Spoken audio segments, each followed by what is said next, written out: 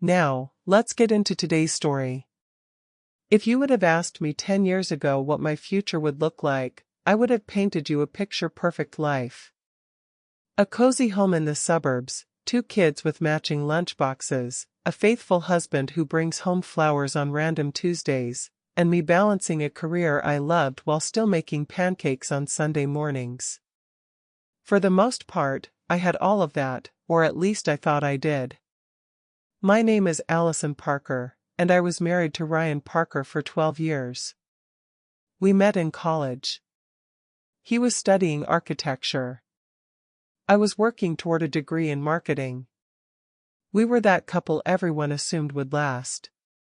You know the type.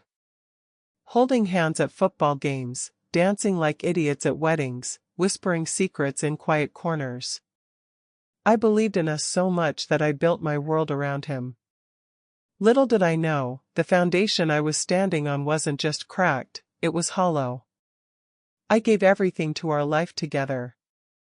After we got married, I took a step back from my career so we could start a family.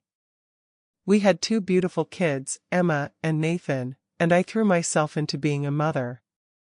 I still did some freelance marketing work, but my real job became keeping our family moving like a well-oiled machine. School lunches, doctor appointments, playdates, birthday parties, you name it, I was on it. And Ryan, he climbed the ladder. He started out at a small firm but eventually became a senior architect at one of the top firms in the city. I was proud of him. He worked long hours, but I believed it was for us, for our family.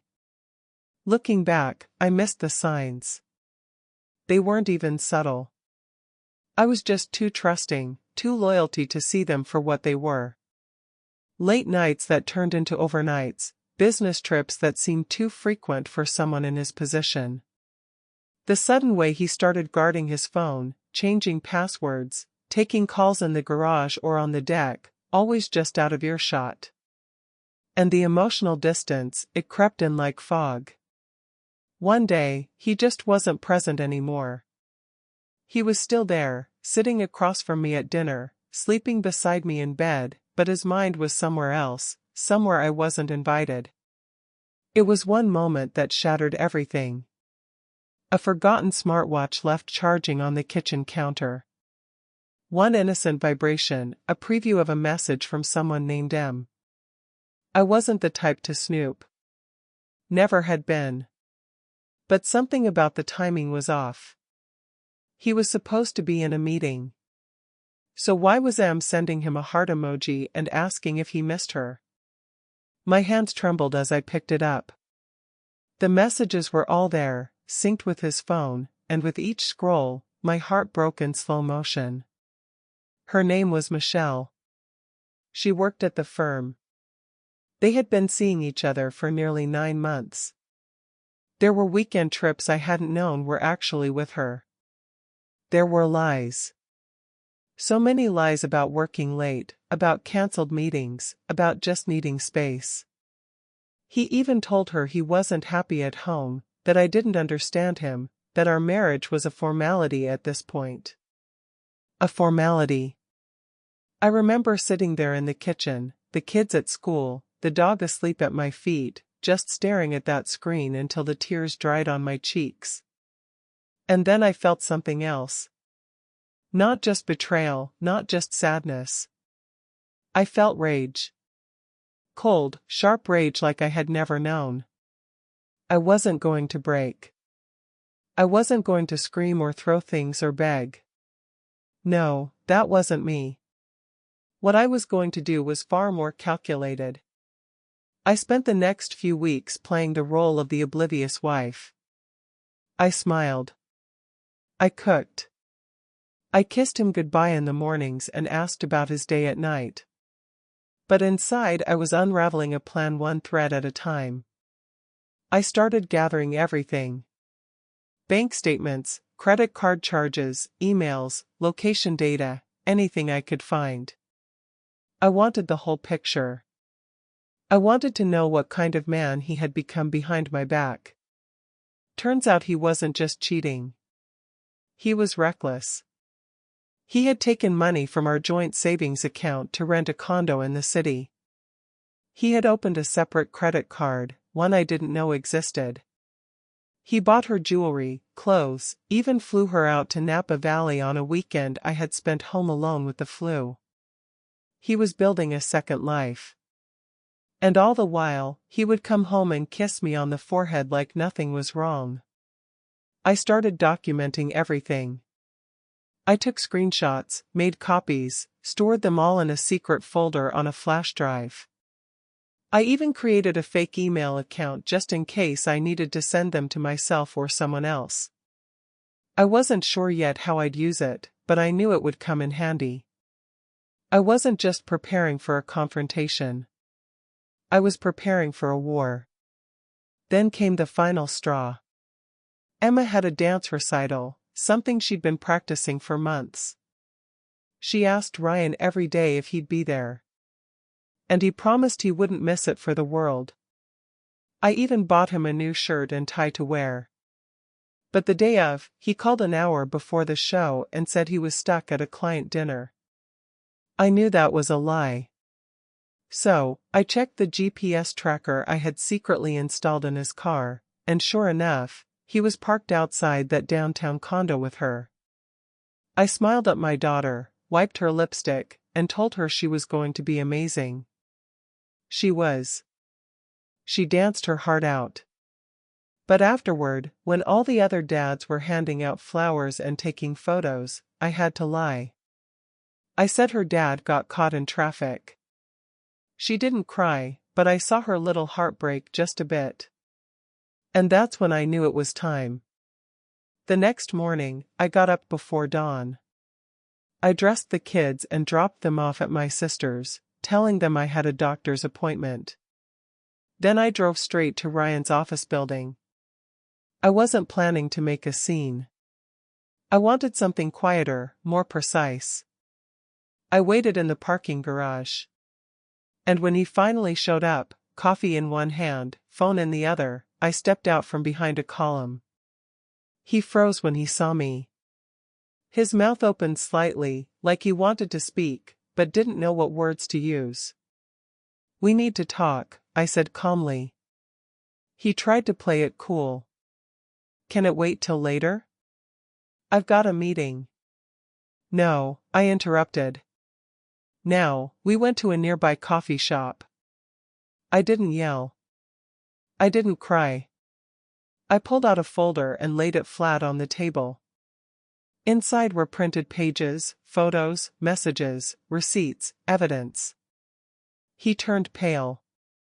"Allison, this isn't what it looks like." "It's exactly what it looks like," I said. "And now I'm giving you two options." He looked confused. "You tell Michelle it's over. You quit your job. And you agree to a fair divorce, or I send this. I tap the folder to your boss, your parents, and her husband." Yes, her husband. I hadn't mentioned that part yet. Oh, yes, Michelle was married, too. And I had already made contact with him. His name was Greg, and he was just as shattered as I was. We had spoken several times by then. He was kind, soft-spoken, and just as blindsided. We became allies in a way. Two strangers pulled into the same storm. Ryan stared at me, stunned. Then his face hardened. "You wouldn't dare. Try me." He didn't say much after that. He left, slamming the door behind him. I knew he would go straight to her, and that was fine. I had already decided what came next. I wasn't waiting around for him to pick between us. I was going to burn the fantasy to the ground and walk away with my head held high. This wasn't the end. Not even close. It was only the beginning. After that meeting at the coffee shop, Ryan didn't come home for 3 days. Not that I expected him to. I imagined him crashing at the condo he shared with Michelle, pacing the floor, trying to convince himself that I was bluffing, that I was just another hurt wife throwing a tantrum. But I wasn't hurt anymore. Not in the way he thought. I was focused, I was ready, and I had just begun. The kids asked questions, of course. I gave them vague but reassuring answers. Dad had to work out of town. Last-minute meeting. Nothing to worry about. They accepted it for the most part. Emma had always been sensitive, though. She watched me carefully like she could sense something shifting. And Nathan, well, he was too young to understand. But I made a silent promise to both of them. Whatever came next, I would protect them from it. On the fourth day, Ryan came back.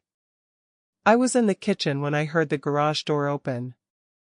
My stomach tightened. I had mentally prepared for this confrontation, but still seeing him again made the air feel heavier. He walked in carrying an overnight bag, his shoulders tense, face drawn. "I need to talk to you," he said. "I'm listening," I replied, not looking up from the dishes.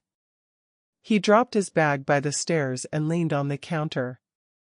I told her, "It's over." I didn't react.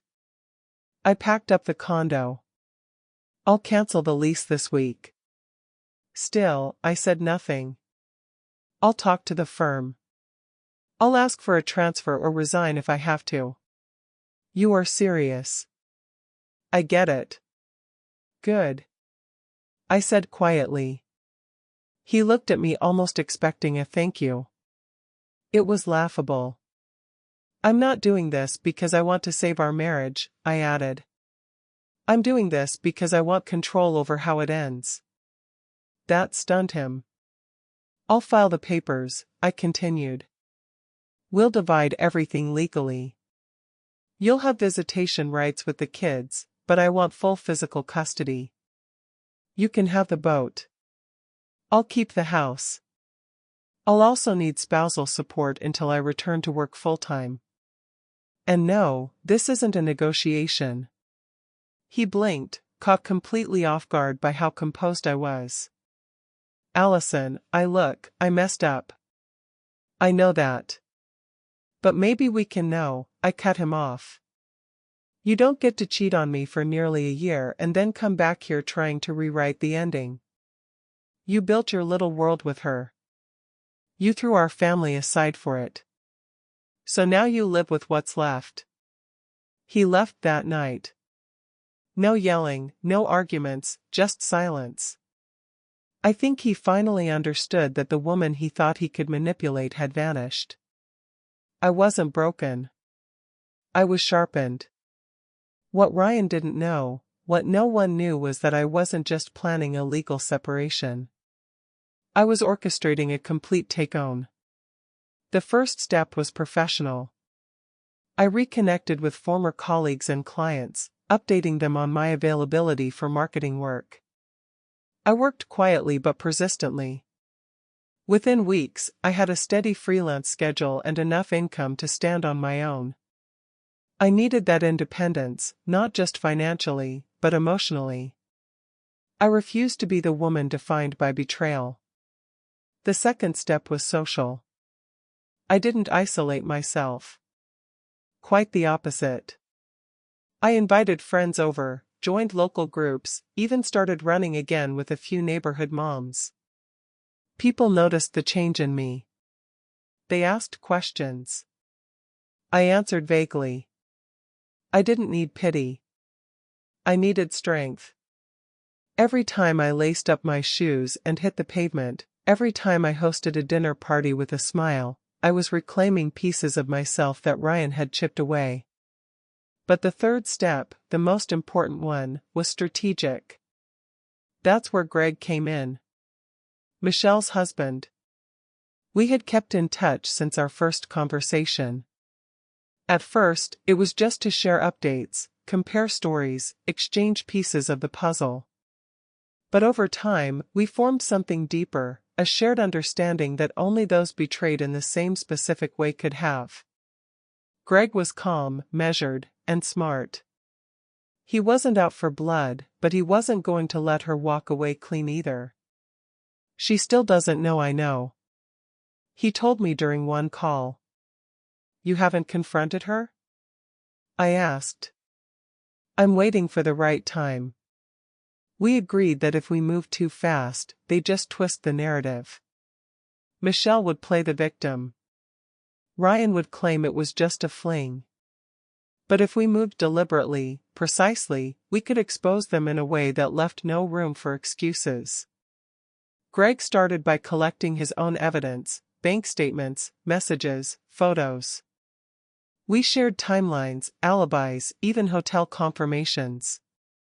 It felt like building a case. And in many ways, it was not a legal one, but a moral one.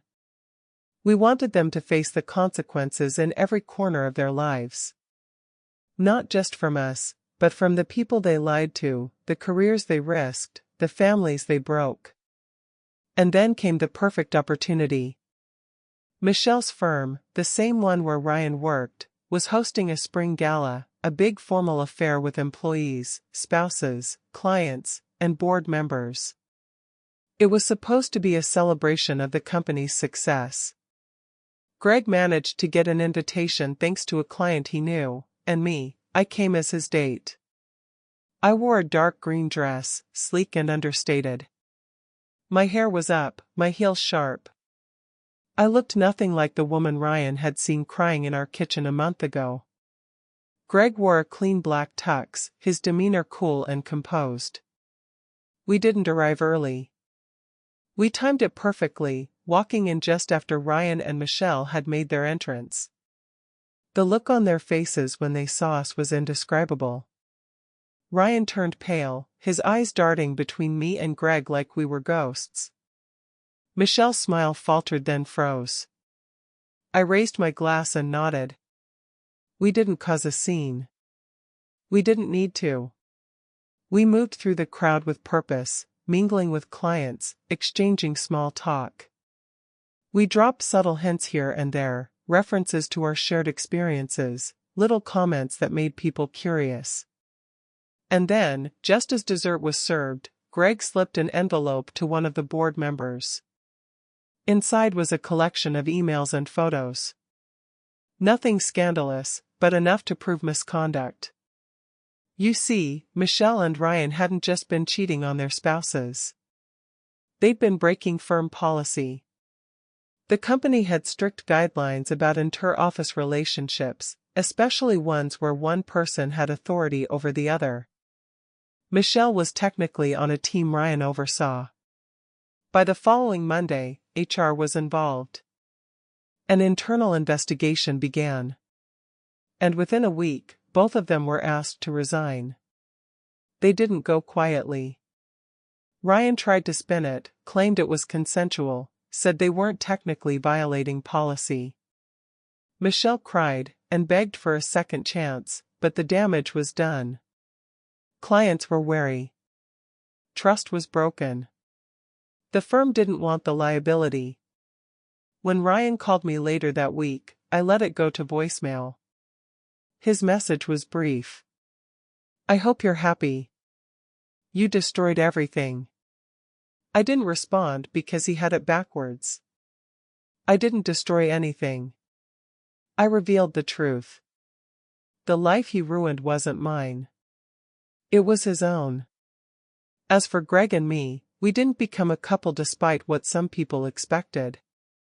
We remained friends. Our connection was forged in fire, but it wasn't built for romance.